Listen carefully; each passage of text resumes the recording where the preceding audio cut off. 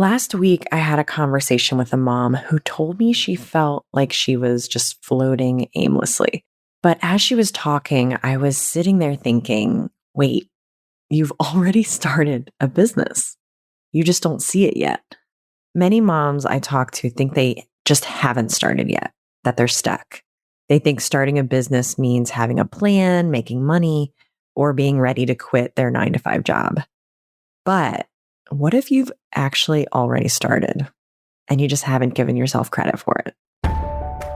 Welcome to How to Quit Your Job, the podcast for moms ready to ditch the 9 to 5 and build a life and business they love. I'm your host, Jenna Reichel. Let's go. Hi, mom friends. Last week, I had a free webinar that was all about how to start a business before feeling ready. I've been talking about the cost of waiting and why we even misunderstand that feeling, like wanting to feel ready. We misunderstand the dynamic of that with whether or not we can start a business. And today, I want to talk about finding evidence for why not only you can do this, why you can start a business, but why maybe you've already started it. This was inspired by a recent conversation I had with a mom who wants to start her own thing and feels like she's floating aimlessly, but she's been working outside of the traditional 9 to 5 for almost a decade. She's freelanced, she's had short-term projects and contracts where she's been able to do something that she loves. And yet there was an energy in the call that she was experiencing life as if she hadn't achieved anything yet, as if she hadn't done the thing. And I know this is the story for so many people. I touched on this concept in episode 100 because I talked about my own experience with this. I talked about it in terms of celebrating, but it's also a sense of not recognizing our achievements, where we're achieving things and creating results and actually doing the thing, and yet we aren't giving ourselves credit for it. Over the last few weeks, I've been talking about the cost of waiting to get started and why we wait to feel ready. And this mom that reached out to me, she reached out because all of that messaging resonated with her. She wanted to stop waiting to feel ready, and she wanted to just get started on this business that she couldn't stop thinking about. But what I learned in that conversation with her is that she actually had already started. And that's the person I want to talk to today. The person who has actually started, but who isn't giving herself credit for it. And if you're listening to this and you want to tune out because you're like, nope, that's not me. I haven't started yet. I want to challenge you and say, stick around because maybe it is you. I want to challenge you that maybe you have started and you just aren't giving yourself credit. Maybe it's not that you've created your freelance business and have been working outside of corporate like this mom. Maybe it's not to that extreme, but I want to challenge you. And what I'll talk about in this episode are ways that you probably have started and are just not giving yourself credit. Maybe the idea that you have of what starting means is wrong, and it's holding you back from seeing the next step of what you could be doing to continue building and growing the business because you've lost a little trust with yourself because you believe you haven't started yet. But really, nothing has gone wrong. You just might be misunderstanding what starting looks like and not giving yourself credit for starting. So today, I want to talk about what starting is not, that I sense a lot of moms mistakenly bucking themselves into this category of not ready or not started because they misunderstand what starting actually is. So we're going to talk about what starting actually is and is not. I want to dig into why this thought error really kills our momentum and maybe puts us in a position where we took action but weren't able to keep it going to create the next level of results. We're going to find evidence for starting.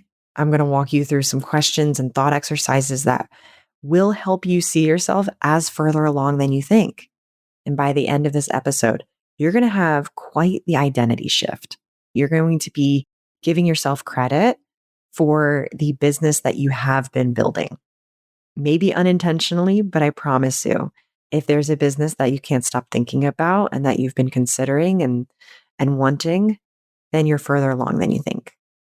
So it's important that we have that identity shift. And I will dig into that a little bit more, but that's what it's all about. When we focus on the gap between where we are and where we want to be. So maybe you're still in a 9 to 5 and want a successful business. There's this gap of where you are and where you want to be.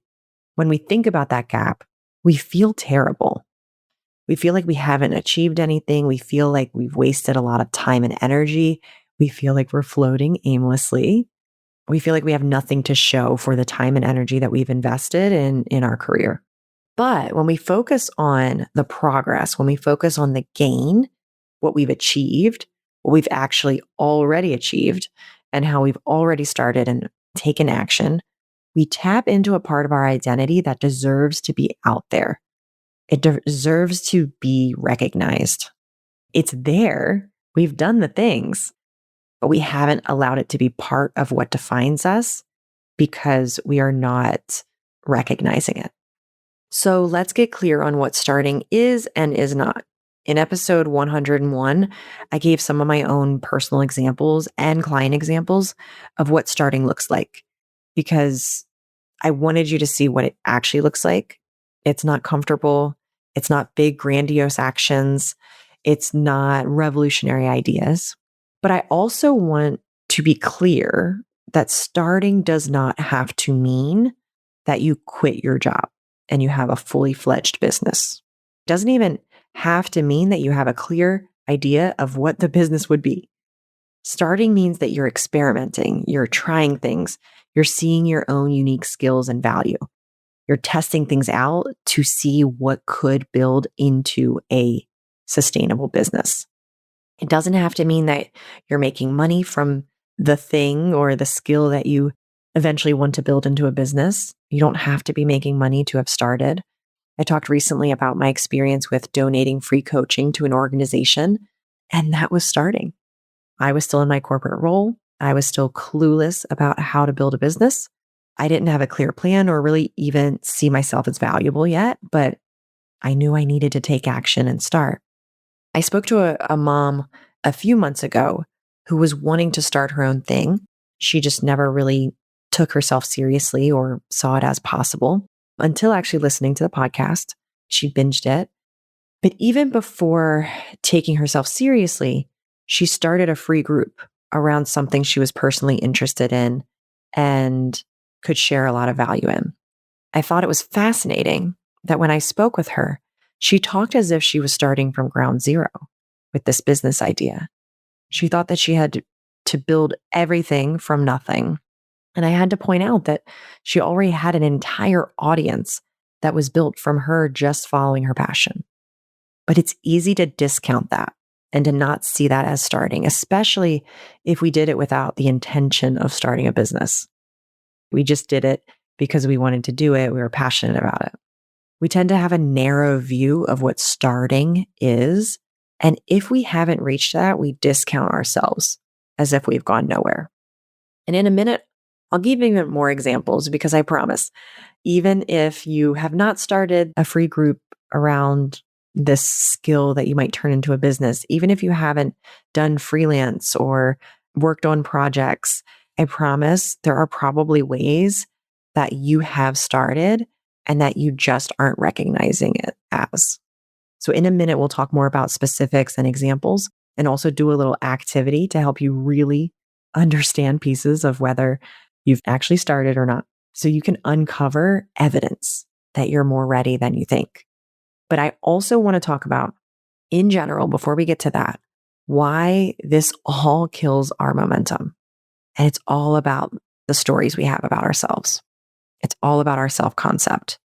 When you are the person who hasn't started yet, when you don't give yourself credit, you lose trust with yourself.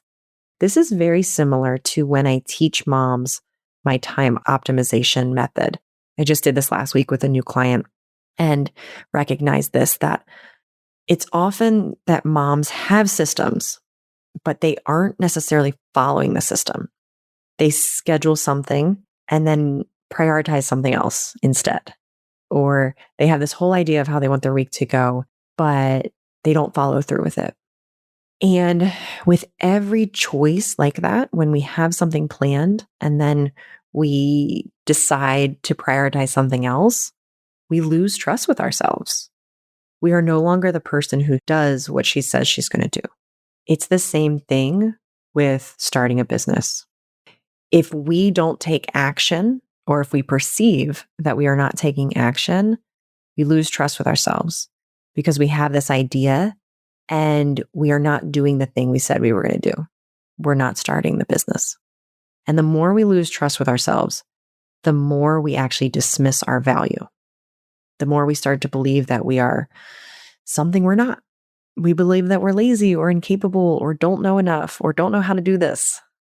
And this becomes an identity problem when the story we tell ourselves is that we haven't started and we don't know how to start.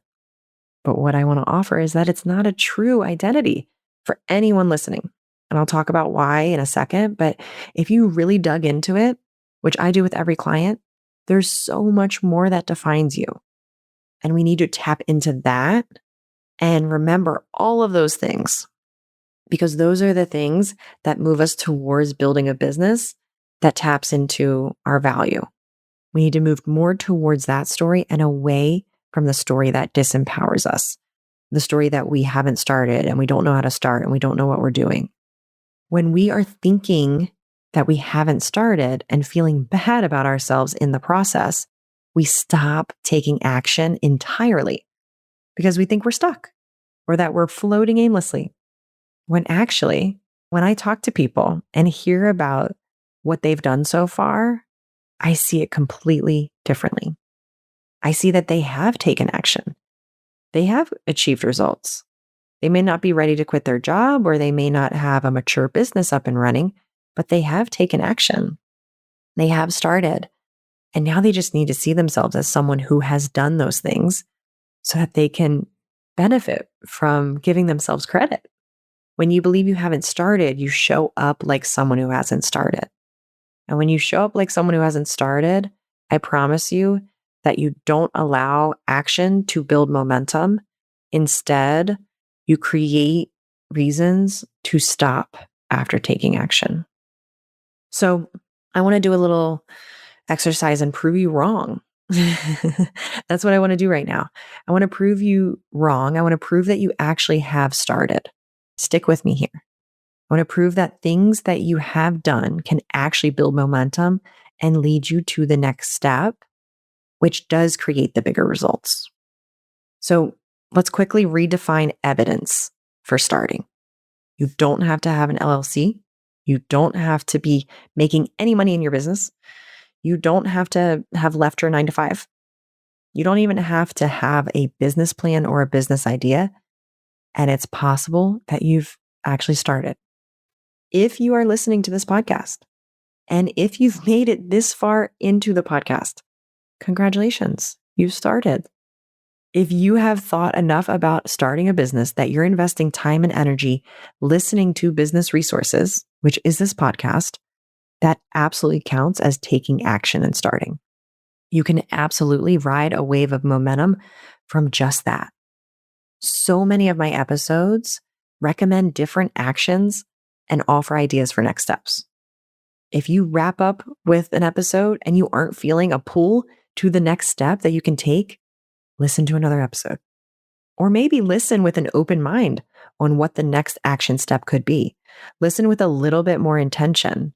Listen with the identity of, I'm starting a business. So let me listen in.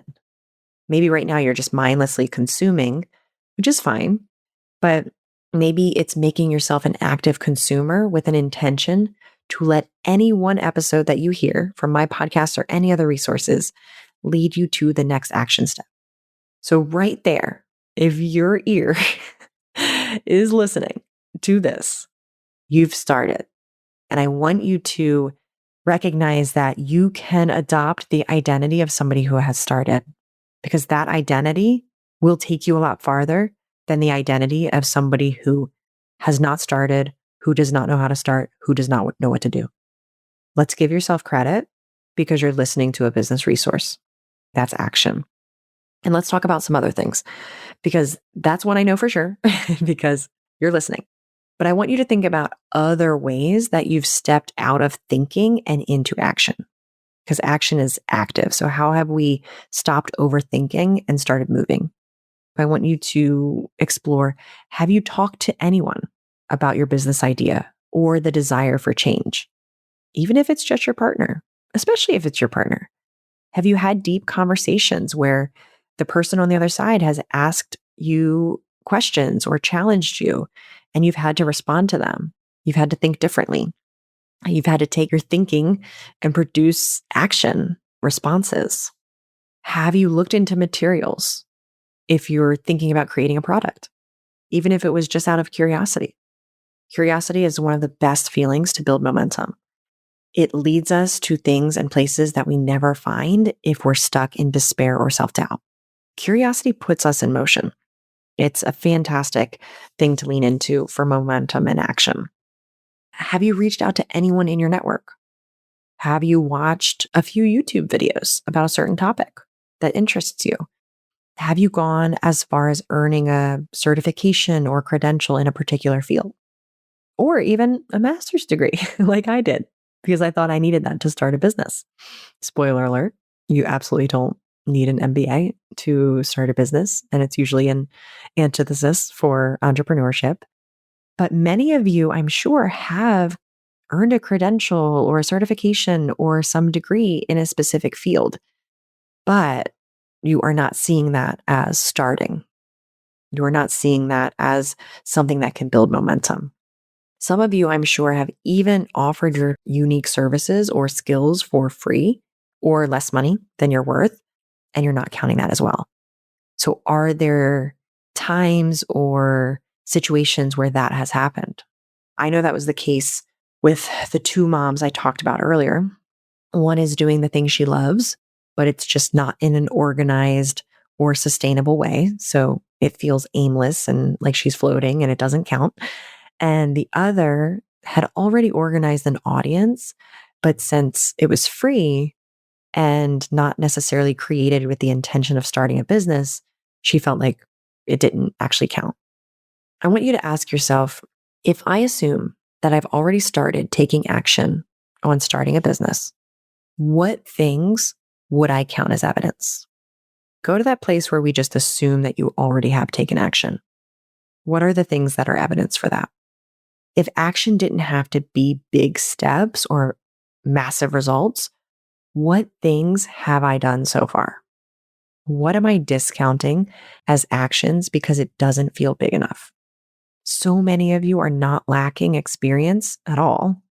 You actually have a ton of expertise.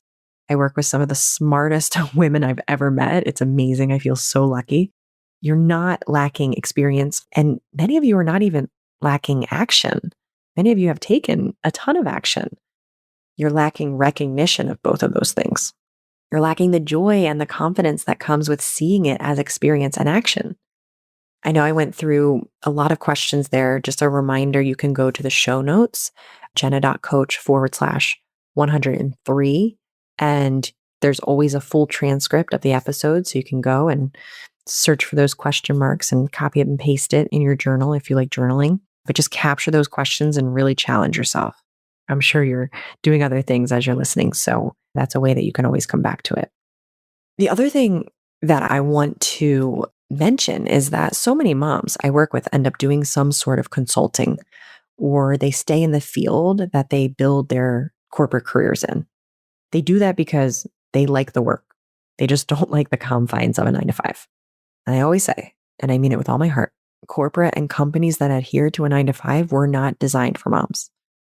So it absolutely makes sense if you like your work, but you don't like the confines of it, that you want to be doing the same work, but you want to be doing it as your own boss. What I want to say about this is that if you're someone who wants to stay in your industry, how has the last decade or however many years you've been in your 9 to 5 role, how has that led to you starting a business? You may think it's a stretch, but I just want you to do a little thought exercise with me. And this is us changing our perspective on the last however many years of working in corporate or a 9 to 5. Let's say that you've worked in marketing your entire career. You have a degree in marketing management, you worked for an agency, or maybe even were in a small marketing department for a larger company. Let's say you're the friend that people go to when they need an invitation for their kid's birthday party designed. This is 100% my sister. Anything creative, we all go to her, and she's amazing. I know there are others of you out there who are supporting people like me who can't even figure out how anything fits on her walls. There are plenty of you out there who are doing free work for the people you love. And let's say that you're that marketing person. You've been in the marketing industry your entire life and you want to create something of your own. You want to be your own boss. Let's try on two different thoughts. This is a thought exercise. The first is that you want to start a business, but have no idea where to start or what to do. You've stayed in your marketing role for what you think is far too long and have been miserable. And this feels heavy. This is the version of you that loses trust with herself because she's beating herself up for her current life. She sees that she can be doing something more, but doesn't feel that she's taken action. She doesn't see that she's taken action. There's no evidence. So she feels stuck. I want you to feel into that version of you. And it might not be marketing industry, right? It could be any other industry. Same situation. Let's say that you've built your entire career in marketing and you want to start your own business, and you see the past decade as part of the process of getting you to where you are today, ready to start a business. You see that you're going to use your experience in different marketing departments to figure out what you're good at and what you want to offer. You see that you're going to think back to all your connections that you've developed in the industry and reach out to them for coffee chat. You wouldn't have had all of these connections without such an extensive career in the industry. And you see this as such a big opportunity. You look back and see that every time a family member or friend asks you for help on a flyer or an invitation, you see that as evidence that you are valuable and that you have something to offer and that you have been building your confidence and building your value for starting a business. I want you to take a second and think about that for yourself.